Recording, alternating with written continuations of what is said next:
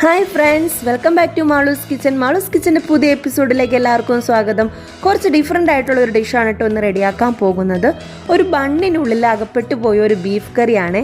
പിന്നെ അത് ബീഫ് കറി ആണെങ്കിലും കുറച്ച് ഡിഫറെൻ്റ് ആയിട്ടാണ് ഞാൻ റെഡിയാക്കുന്നത്. ഇത് നമ്മൾ സെർവ് ചെയ്യുന്നത് ഒരു ബണ്ണിനുള്ളിലാണ്. അപ്പോൾ ഇതെങ്ങനെയാണ് റെഡിയാക്കുന്നത് നമുക്ക് നോക്കാം.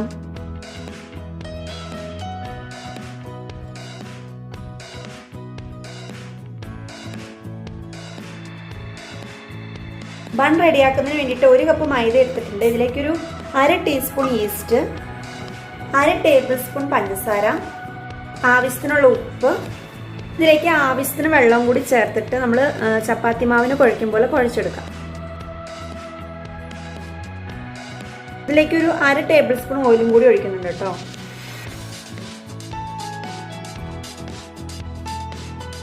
ഇപ്പം നല്ലപോലെ കുഴച്ചെടുത്തിട്ടുണ്ട്. ഞാൻ മേളിൽ കുറച്ച് ഓയിൽ വരുത്തിയിട്ടുണ്ട് കേട്ടോ. ഇനി ഞാനതൊരു ചെറിയ ബൗളിലേക്ക് മാറ്റി വെക്കുകയാണ് കേട്ടോ. ഒരു ഫുഡ് റാപ്പർ യൂസ് ചെയ്തിട്ടൊന്ന് കവർ ചെയ്ത് വെക്കാം. ഒരു 2 മണിക്കൂർ ഒന്ന് റെസ്റ്റ് ചെയ്യാനായിട്ട് വെക്കാം. ബീഫ് റെഡിയാക്കുന്നതിന് വേണ്ടിയിട്ട് ഒരു 250 ഗ്രാം ബീഫ് എടുത്തിട്ടുണ്ട്. ഇത് നമുക്കൊരു 1 അവറെങ്കിലും ഒന്ന് മാരിനേറ്റ് ചെയ്യാൻ വെക്കണം കേട്ടോ. അപ്പോൾ ഇതിൻ്റെ അതൊക്കെയുള്ള മസാലകൾ ചേർത്ത് കൊടുക്കുന്നത് ഒരു 1/4 ടീസ്പൂൺ മഞ്ഞൾപ്പൊടി, 1 ടീസ്പൂൺ കാശ്മീരി ചില്ലി പൗഡർ, ഒരു 2 ടീസ്പൂൺ മല്ലിപ്പൊടി, 1/2 ടീസ്പൂൺ കുരുമുളക് പൊടി, ആവശ്യത്തിനുള്ള ഉപ്പ്, 1 ടേബിൾ സ്പൂൺ വെളിച്ചെണ്ണ, ഇതിലേക്ക് ഒരു തണ്ട് കറിവേപ്പിലയും പിന്നെ അതുകൂടാതെ 1 ടേബിൾ സ്പൂൺ നാരങ്ങാനീരും കൂടി ഒഴിക്കാം. 1 ടീസ്പൂൺ ജിഞ്ചർ ഗാർലിക് പേസ്റ്റും കൂടി ചേർക്കണം കേട്ടോ. ഇതെല്ലാം കൂടി നല്ലപോലെ മിക്സ് ചെയ്തിട്ട് നമുക്ക് 1 മണിക്കൂർ ഒന്ന് മാരിനേറ്റ് ചെയ്യാനായിട്ട് വെക്കാം.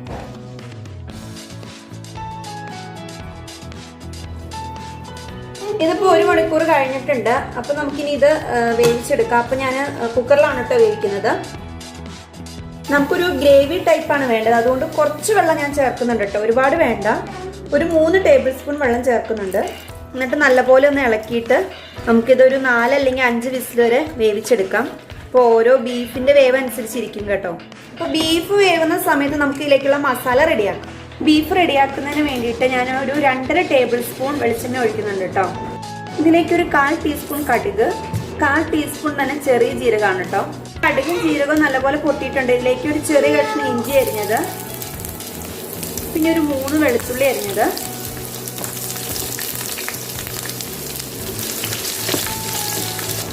രണ്ട് പച്ചമുളക് കീറിയത്, പിന്നെ നമുക്ക് വേണ്ടത് ഒരു 3-4 കുഞ്ഞുള്ളിയാണ് കേട്ടോ. പിന്നെ ഒരു സവാള അരിഞ്ഞത്. ഇതെല്ലാം കൂടി നല്ലപോലെ ഒന്ന് വഴറ്റിയെടുക്കാം.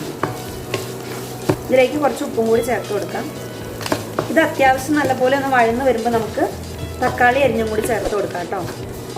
അപ്പോൾ സവാളയും ഉള്ളിയും പച്ചമുളകും ഒക്കെ നല്ലപോലെ വഴന്നിട്ടുണ്ട്. ഇതിലേക്ക് ഒരു തക്കാളിയും കൂടി ചേർത്ത് കൊടുക്കാം. ഇനി തക്കാളി നല്ലപോലെ ഒന്ന് വഴന്ന ശേഷം നമുക്ക് പൊടികൾ ചേർത്ത് കൊടുക്കാം. തക്കാളിയും സവാളയൊക്കെ നല്ലപോലെ ഇപ്പോൾ വഴന്നിട്ടുണ്ട്. ഇനി നമുക്ക് ഇതിലേക്ക് പൊടികൾ ചേർത്ത് കൊടുക്കാം. അപ്പോൾ ഫ്ലെയിം നല്ലപോലെ കുറച്ചിടുക. ഒരു 1/4 ടീസ്പൂൺ മഞ്ഞൾപ്പൊടി, 1 table spoon Kashmiri chilli powder, 1 teaspoon മുളക് പൊടി, 1.5 ടേബിൾ സ്പൂൺ മല്ലിപ്പൊടി.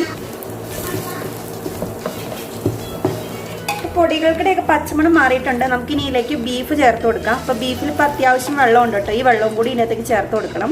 അപ്പോൾ നമ്മളൊരു സെമി ഗ്രേവി ആയിട്ടാണ് റെഡിയാക്കുന്നത്. ഇനി ഒരു 5-10 മിനിറ്റ് ബീഫ് മസാലയിൽ കിടന്ന് നല്ലപോലെ ഒന്ന് മിക്സ് ആവട്ടെ. അപ്പോൾ ഇത് ഗ്രേവി നല്ലപോലെ തിളച്ചിട്ടുണ്ട്. ഇതിലേക്ക് ഒരു 1/2 teaspoon garam masala, 1/4 teaspoon pepper powder, ഒരു 1/4 ടീസ്പൂൺ തന്നെ പെരുംജീരകം ഒന്ന് ക്രഷ് ചെയ്തെടുത്തതും കൂടി ചേർത്ത് കൊടുക്കാം. ഇതെല്ലാം കൂടി നല്ലപോലെ മിക്സ് ചെയ്തെടുക്കാം. ഈ രീതിയിൽ ബീഫ് കറി റെഡി ആക്കുവാണെങ്കിൽ നല്ല ടേസ്റ്റാണ്. ഇനിയിപ്പോൾ നിങ്ങൾക്ക് വേണമെങ്കിൽ തേങ്ങാക്കൊത്ത് വറുത്തതും അതേപോലെ കുറച്ച് സവാള വറുത്തും കൂടി ചേർത്തിട്ടുണ്ടെങ്കിൽ കുറച്ചും കൂടി ടേസ്റ്റി ആയിട്ട് റെഡിയാക്കാം. അപ്പോൾ ഞാൻ തേങ്ങാക്കൊത്തും സവാളയൊന്നും വേറെ ചേർക്കുന്നില്ല കേട്ടോ. ഇനി നിങ്ങൾ അങ്ങനെ ചേർക്കാനുണ്ടെങ്കിൽ ഫൈനലി അതും കൂടി ചേർത്താൽ ടേസ്റ്റ് കൂടുതലായിരിക്കും. അപ്പോൾ നമ്മുടെ ബീഫ് റെഡി ആയിട്ടുണ്ട്. നമുക്കിനി ഇത് മാറ്റി വയ്ക്കാം. അപ്പോൾ 3 മണിക്കൂർ കഴിഞ്ഞപ്പോൾ ഇത് കണ്ട് നല്ലപോലെ പുളിച്ച് പൊന്തി വന്നിട്ടുണ്ട്. ഇനി നമുക്കിത് പരത്തിയെടുക്കാം. അപ്പോൾ പരത്തിയെടുക്കുമ്പോൾ 2 ലെയറായിട്ട് വേണം കേട്ടോ പരത്തിയെടുക്കാനായിട്ട്. താഴത്തെ ഒരു ലെയർ പിന്നെ മേളത്തെ ഒരു ലെയർ. അപ്പോൾ ഇത് നമുക്ക് നല്ലപോലെ ഒന്നുകൂടെ കുഴച്ചിട്ട് ഒന്ന് പരത്തിയെടുക്കാം. അപ്പോൾ ഇത് നല്ല സോഫ്റ്റായി നോക്കുമ്പോൾ തന്നെ അറിയാം. അപ്പോൾ രണ്ടും ഏകദേശം ഈക്വൽ ആയിട്ടൊന്ന് എടുത്തു വെച്ചിട്ടുണ്ട്.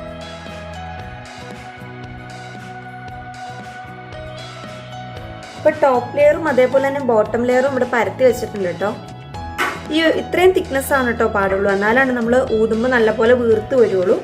അപ്പോൾ ഫസ്റ്റ് ഇത് വെച്ച് കൊടുക്കാം. ഇനി നമുക്ക് ഇതിലേക്ക് റെഡിയാക്കി വെച്ചിരിക്കുന്ന ബീഫ് ഇട്ട് കൊടുക്കാം.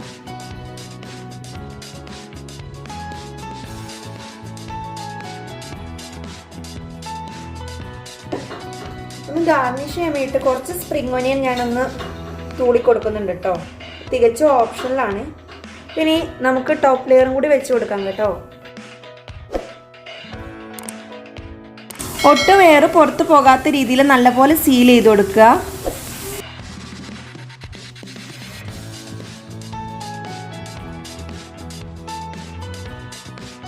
ദെൻ സ്ട്രോ വയ്ക്കുന്ന ഭാഗത്ത് മാത്രം ഒരു ചെറിയ ഹോൾ ഇട്ടിട്ട് നല്ലപോലെ ഊതി വീർപ്പിക്കുക.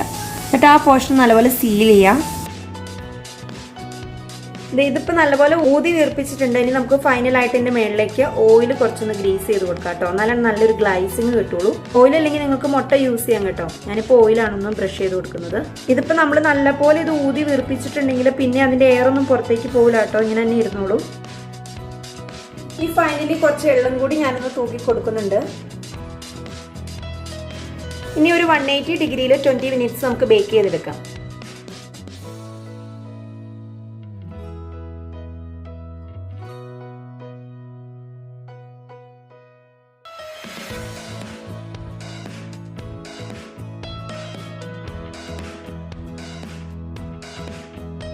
ഇന്ന് നമ്മൾ റെഡിയാക്കിയ ഈ ഊതി വീർപ്പിച്ച ബണ്ണിനുള്ളിലുള്ള ബീഫ് കറി എല്ലാവരും ഒന്ന് ട്രൈ ചെയ്ത് നോക്കുക. വളരെ സിമ്പിളാണ് കേട്ടോ റെഡിയാക്കാനായിട്ട്.